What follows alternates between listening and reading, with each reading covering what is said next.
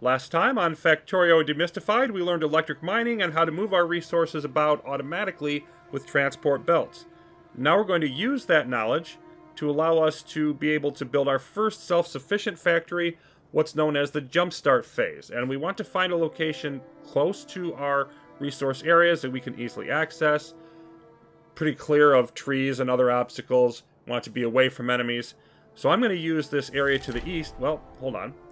It stinks and they don't like it. Trigger an alien attack by pollution. Okay, so that's our first achievement, such as it is. And obviously they're going to be coming from the southwest down here. Let's see if we can head over that direction. Catch them on approach. Oh, there we go. I think it was only one biter. So that was our first battle with the Novians. It went very quickly. It went in our favor. There will be more. But it looks like our turret defenses are going to hold for the time being, and we can go back to working on, yes, we're going to build over here, east of the copper mine, north of our spaceship, and we should be able to just build up this way. I think that'll be as good as any place that we have nearby. So we have an issue to deal with, though, in the fact that, what are we going to do with our coal? I could build, like, another line, because we have it going up here to the steam. We don't have to fill that ourselves. That's great. We set that up.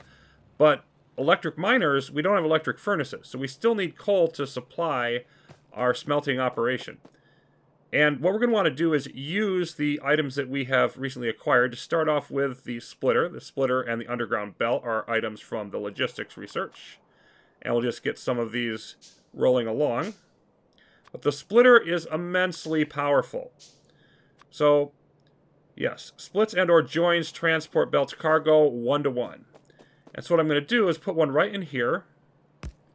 And now it'll, move part of the coal onto this belt, wherever I want to send that. And I'll just send it to the south here a bit. And then it will have the rest go up this way. Now, we also want to prioritize this, which is an option, because I don't want to run out of power. And so I would want to prioritize the coal going up to the north, and then this coming down to the south with whatever the surplus is. So we have our controls here. We can filter to only move one item. If there are multiple types of items on the belt, we can tell it which belt to take from, that is the incoming ones, or we can tell it which belt to send it out. And we're going to send output to the right, and then it will go up this way first, and then only after that is full will come down to the south. Now, splitters are not just splitters. They are also joiners. If we set up a little bit of a thing here, and put down another splitter, we can see this, and this will move everything together. For example, if we just throw down some coal. Oh, there we go. Now notice it's keeping it all on the same side of the belt. And to see clearly what this is doing, we can push that out. Now, if I were to put something else on the right side, say I'll just put transport belts on that right side. There we go. And it's keeping them on the right. And then we could use the filter controls and all of that if we wanted. Now you might notice, wait, it's fitting multiple transport belts on a transport belt. There are many things that don't exactly make physics sense like that. In fact, Factorio can fit many chests inside of a chest. You can fit a bunch of assembly machines inside of an assembling machine, and in fact, have an assembling machine produce assembling machines.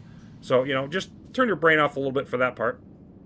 But we need to then move a bunch of transport belts. We need to get coal all the way over there. We need mines and, transport belts for copper and iron, all to our new area that we want to build.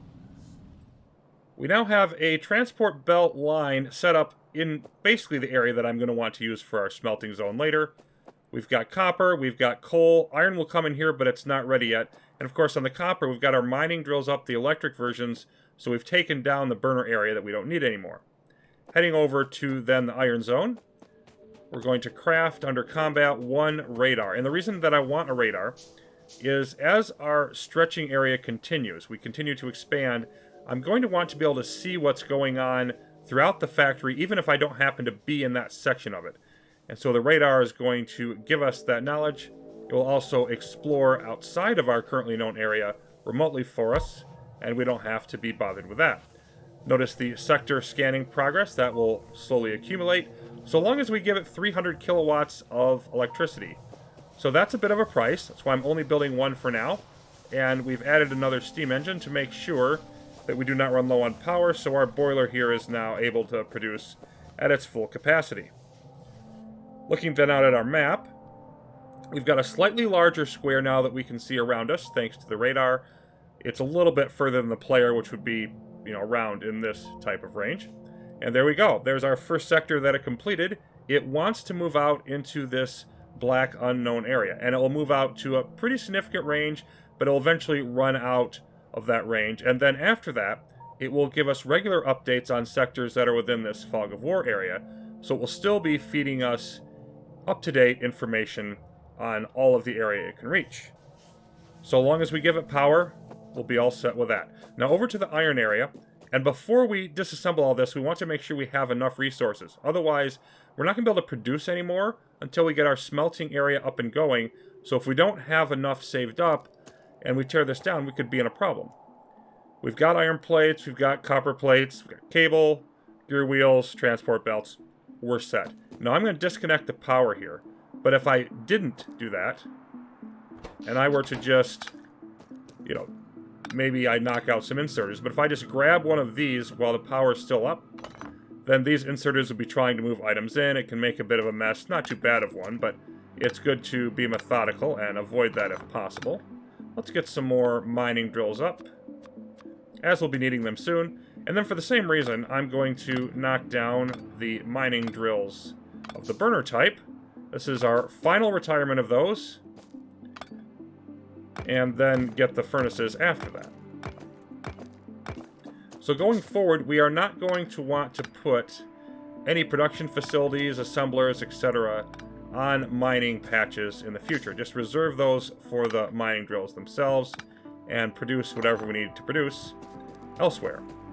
And I don't want in this area to use the spread out technique that I have before, simply because there's not enough room for enough mining drills to get the output I'm going to want. And I don't want to move to a second patch just yet. I'm going to want enough to fill half of a transport belt, or a lane, however you want to look at that, 7.5 items a second.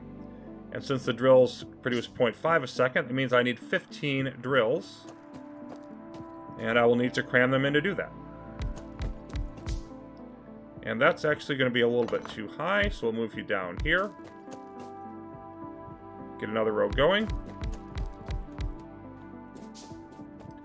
And then let's hook up transport belts.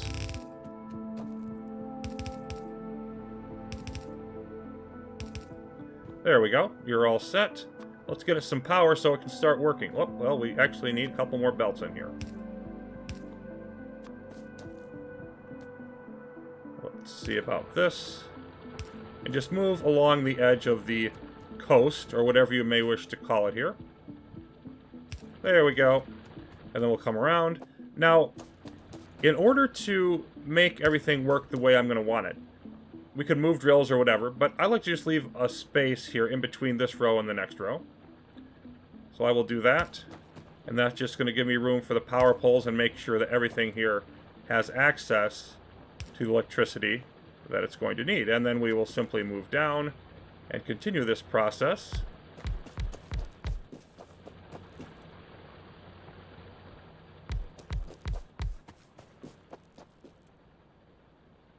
Put one there.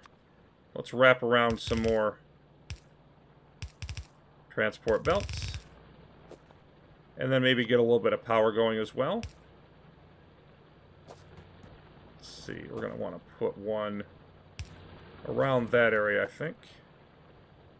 And then let's just connect around this way to make sure everything's redundant. And then we're going to use the side loading method as well.